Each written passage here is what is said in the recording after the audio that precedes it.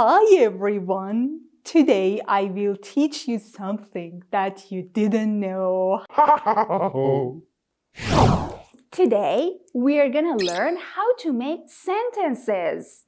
How to make simple sentences or even more complicated sentences. So let's see. In order to do so, we are gonna learn the sentence structure. Sentence structure. It means how to string a sentence together, how to put the words in a sentence to make it clear, to put across our meaning, and as a result to communicate with the people around. So let's get started. In order to make a very simple sentence, we need only two elements, only two parts, okay? So only two parts, but the sentence is complete. See, for example, here we have subject, okay? A person who does something. So we call that subject. And here, the verb. The verb, for example, the action that we do. Okay, the subject is like I, okay? And the verb can be like run. I run. See, this is a very complete sentence. However, it is simple. So, I run or I work. I play. I write. Pay attention to the simple sentences and the complete form of them. Okay, so a subject is not only a person, you know, the part of the sentence which is the doer and the most important element. Okay, we are talking about that, for example, part, that person, that thing, that place. Okay, we call that a subject. Let's get to know the different types of subjects. The first type of subject is subject pronouns. So, subject pronouns. And you know that we've already talked about that in the previous videos if you click and watch. So, subject pronouns are like I. Okay, I am Sepid, so I. Next is you. Okay, next she, the girl or the woman. Next is he, the boy or a man. Now, it. For example, we can talk about a thing, a bag, or for example, about an animal, a cat. And we. Next is they, these two people, or even more than two people, even 100 people, you know, they. So these are subject pronouns. We can place it at the first part of the sentence like I, or for example, she, he, it, whatever. So let's go to the next type of subjects. The next type of subject is called names. So we are going to talk about the names. For example, Sepid, okay? Like here we can place Sepid. Sepid runs. Okay, here we have Tanya as a name. So, Tanya runs, Tanya works, Tanya plays. So, that's it. And we can have two of these names like Tanya and Jack. So, Tanya and Jack run, Tanya and Jack work, Tanya and Jack play. So, that's it. Let's get to know the important part, that why we put S here for Tanya, but why not for two people? Okay, because Tanya means she, okay, one girl. So, because Tanya means she here, we say Tanya runs. However, for Tanya and Jack, because they mean they, okay, two people, Tanya and Jack. So, we should say Tanya and Jack run. Tanya and Jack work. Tanya and Jack play. So that's it. Up to here, we were talking about the people. So now let's go to some impersonal subjects, some subjects that are not describing the people. So, we are gonna go for the improper nouns, okay? Like dog, okay? River and city, okay? So, these are some nouns which are not referring to a human. So, not referring to the human, we are talking about the things, we are talking about the animals, the places maybe. Okay, so like dog, river, city, and let's go to this part. Again, we put them at the first part of the sentence. For example, her dog, okay? Not my dog. So, her dog barks, makes sound, okay? So, her dog barks. The river overflows, or the river flows like this. So, you see that we can make some sentences, some simple sentences using different subjects other than the human. So, let's see. Right now, we are gonna go for the complete subjects. Okay, so what's the meaning of complete subject? It means the subjects that are followed by modifiers. So the subjects that are followed by modifiers. What are the modifiers? Okay, like that, like the, or even like some words or phrases that change the meaning of the word, okay? Or it can explain more, give details, okay? So let's see. Boy, okay? We understand, for example, a boy. Now here, that boy. So it clarifies that. It explains the meaning, it adds detail to that. So it beefs up our subject. It makes it clear. So that boy, only that boy. So here, city. So we have city, okay, as an improper noun, okay? However, here it says the world's best city, okay? If we say this city, you understand that we are talking about a definite city, okay? So, and here it says the world's best city. Okay, again the meaning changes. You understand? Oh my God, they're talking about the best city in the world. So, it's a kind of modifier for the city. So, you can clarify your subject like this. Let's see. Okay, here for example, we say this bag, exactly this bag. So, this bag looks cool. So, looks very beautiful. That here, cool is an adjective, and we are going to just try to describe that later on. Let's go. Here, this was about the complete subject. However, there is another type of subject which is called a compound subject. So here we are going to talk about the compound subjects. As the name is giveaway, okay, compound, it means having different elements coming together to make a single subject, okay? So here you can see, for example, Tanya and Jack. It rings a bell, Here we've talked about that, yeah? So, Tanya and Jack, if you have two names, two people, two things, okay? And we put and in order to make them seem like a kind of single subject. So, we can have this structure, Tanya and Jack. Now, let's see. That new boy from Paris. Okay, here you have that new boy.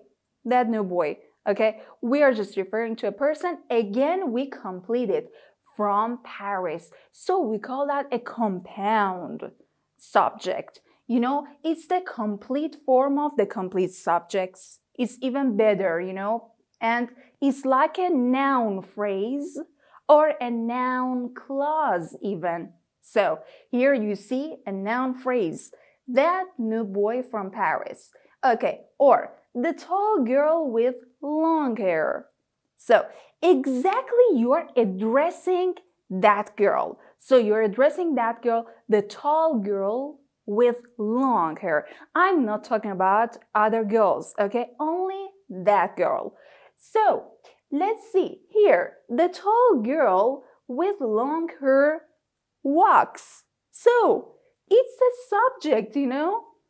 It seems like a sentence. However, it's a kind of noun phrase. It's not a complete sentence.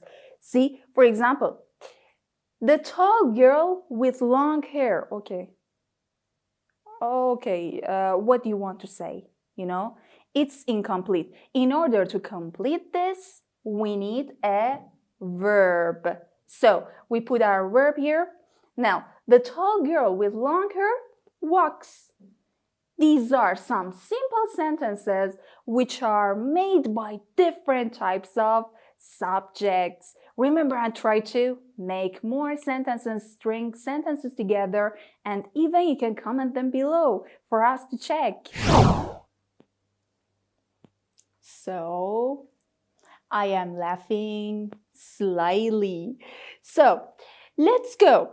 In this part, again, we are going to learn two other formulas about sentence making. So, the sentence structure continues with these formulas. Let's go. Again, we have the subject and verb. These are the inseparable parts of a sentence. Okay, right now, subject, verb plus adverbs. So we changed the last part. Let's take a look at that. Subject is the woman with a hat on, okay? The woman with a hat on, or she, okay? Simply. So it was a kind of compound subject. If you remember, at the first part of the video, we talked about that. So the woman with a hat on. Now, what's the verb? Laughs. Okay.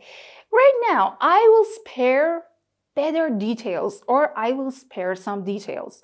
In order to do so, I don't want to describe the woman anew, okay? This time, I want to describe the action. I want to describe laughing, okay? How is she laughing, or how she laughs? Let's go. Laughs noisily, okay?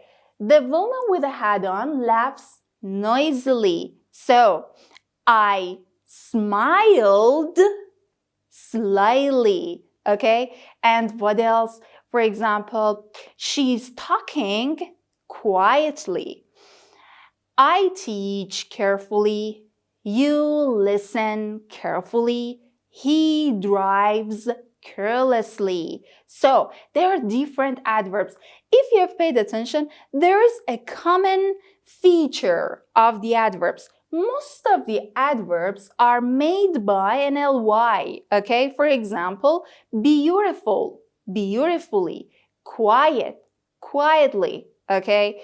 Noisy, noisily. So, that way we can make some adverbs. So these types of adverbs are describing the verbs. So we call them adverbs of manner. Now, in this part, we are only describing adverbs of manner and adverbs of frequency. You know, we are going to be talking about the adverbs on the next sessions, and you're going to get them fully and understand them. So let's see. Adverbs of manner, like beautifully. She walks beautifully. And generously. He spends generously. He spends money generously. Next, neatly. Okay? Again, for example, tidily, neatly. Next is patiently. Okay? For example, you listen patiently, you don't get angry, or you don't react. So, that's it. The woman with a hat on laughs noisily. These are the other types of, for example, the sentences that we use in some of them. You know, we use them in some of the sentences. Now, let's take a look at another formula. So, in this formula, what you may have noticed is that the subject and the verb are separate. There is a gap between them.